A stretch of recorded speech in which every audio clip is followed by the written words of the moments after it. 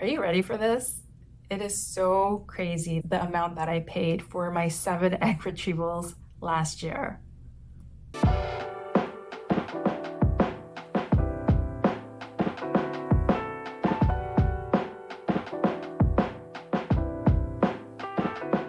Hi ladies, thanks for stopping by. My name is Helen. Welcome if you're new here. Welcome back if you're not new here. I started this YouTube channel just a year ago when I started my IVF journey, and I came to Korea actually from California to get back-to-back IVF treatments. I had a total of 7 egg retrievals last year, and the reason I came here is because Korea is pretty advanced medically. But not only that, they're pretty advanced in the fertility world as well. And on top of that, I do get government support because my husband is a Korean citizen. And I also have, insurance here. I was 40 when I started IVF, but now I'm 41 years old, so it's been quite the journey. And the reason why it's taken so long is because I also have DOR.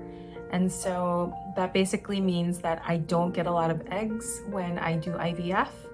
In order to get 7 embryos, I had to do 7 egg retrievals. Recently, we were able to get a medical receipt for everything that we did last year for FSA reimbursement. It's just a summary of all the costs, and some of them are lumped in together, but I thought it would be great if I could just share how much it cost me and what it would have costed if it were all out of pocket. So yeah, I'll talk about that today. When I was first researching for IVF back in California where I live, I received a few quotes or cost estimates, ranges, and it cost about $30,000 USD, including meds, per cycle. I was really shocked at the price of IVF in the States. On top of that, because I have DOR, that would mean that I would have to have multiple cycles, and I just didn't think that it would be worth it. Additionally, there were these crazy long waits for some of the best clinics in my area. One of the clinics that I was interested in, there was a 3-month waiting period before I can even get a consultation in with a doctor. That just wouldn't work for somebody like me who was already pushing 40 at the time, and I didn't have a lot of eggs left, and so I started looking into Korea. It makes sense because my husband is a Korean citizen and I've lived in Korea for a while back in the day. So A, we would get government support, and so we wanted to take advantage of that. And B, I had healthcare coverage in Korea. So the national healthcare coverage covers a lot of IVF treatments.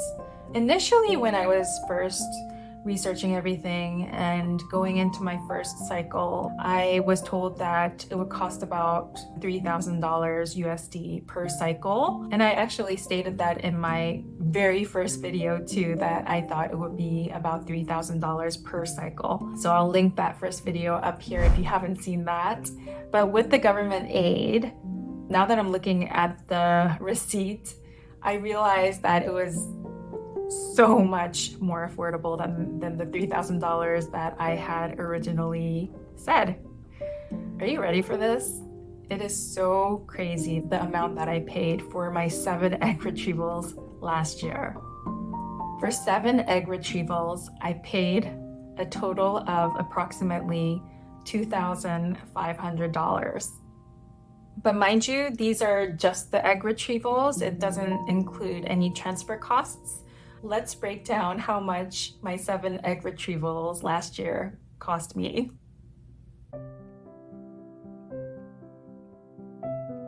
Okay, the way that the receipt is broken down is not everything is very clear.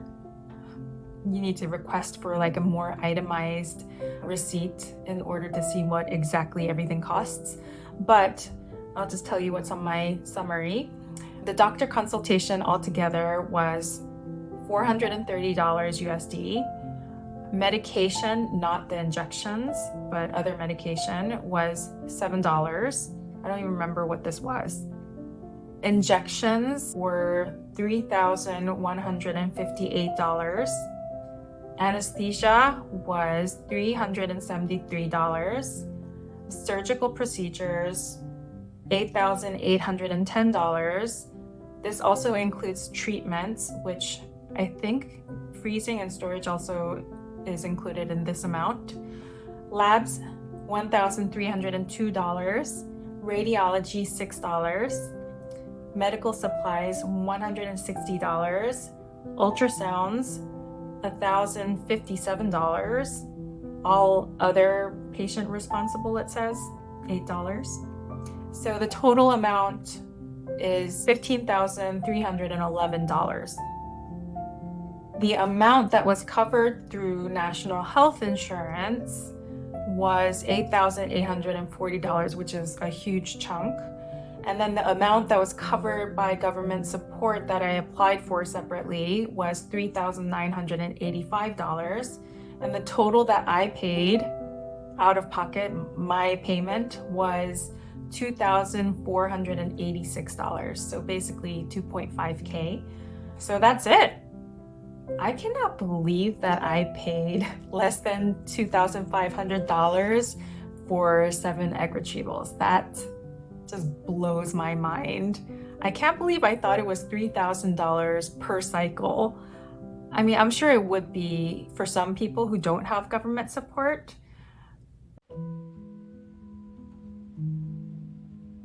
So how much would my 7 egg retrievals have cost me if I wasn't insured or didn't get government support? It would have been about $15,000 for 7 egg retrievals. That's still only like half of what I was quoted in California. So half of one cycle, and we're talking 7 egg retrievals. So that's pretty good. For foreigners, a full cycle of IVF would probably average out to about $6,000 from, egg retrieval all the way to transfers. But honestly, it could be more or less depending on what hospital you go to and what meds you're prescribed. So it's really hard to say. If you're like me and don't understand the US prices for IVF, then I think that Korea is definitely a really great option. It's not just affordable, but it's just, Korea has some of the best doctors, fertility doctors and labs in the world. And I also remember being turned away from several clinics because my AMH was so low. And unless I, used a donor egg, they didn't even want to give me the time of day. And I still remember feeling so discouraged by that. I just kind of felt like they were more interested in protecting their success rates rather than helping somebody out that really needed help. And so I wanted to try with my own eggs first. I'm not against donor eggs, but I just wanted to try with my own eggs while I still have them. So I think that Korea definitely gave me that chance. So I started my IVF journey last year, and as I was getting IVF in Korea, I just started helping a lot of my friends and actually a lot of women that I didn't even know from the online support groups to come over to Korea and get IVF because I knew that it was such a great opportunity, especially for women who wanted to get back-to-back treatments. When something is good, I really just want to share it. It was my way of paying it forward. And so I actually started a platform called Bloom Korea, and we help women navigate coming to Korea for IVF and dealing with all the cultural and linguistic, the language barriers that they might have. We connect them to the most reputable doctors and hospitals, and we just kind of help them get settled in Korea, whether it's helping with housing or transportation. I started the platform with other women who have gotten IVF or egg freezing services in Korea, and so we've just been through the journey and we know. Our services are free, but full transparency, we do get a small commission from the hospitals, and this just helps us to keep our services free and our operations going. So if you're interested, you can go to bloomkorea.co and ask us for a free cost estimate of 3 popular fertility clinics and hospitals in Korea. That's a great place to start. So I'll link that below. So far, we've gotten a lot of interest, even though I haven't really been promoting this platform. I realize that there really is a need out there for this kind of service. And yeah, I'm just really glad that I can be helpful in some way. Also, even if you're not considering coming to Korea for IVF, I do have a Facebook support group that I started. It's just a safe space for us to gather and ask questions and not be judged and celebrate each other's wins, no matter how small it is, and vent if you need to. So if you're interested in joining our Facebook group, I'll also link that below. Let me know in the comments below where you are in your fertility journey. I love reading all the comments, and everyone's been sharing their story, and it's just been so delightful to read, and it just makes me feel like I'm not alone in my journey too. And that's it. If you enjoyed this video, please like it, and please subscribe to my channel and share this video with somebody that you feel like it might benefit. And I'll be back soon. Sending love and baby dust.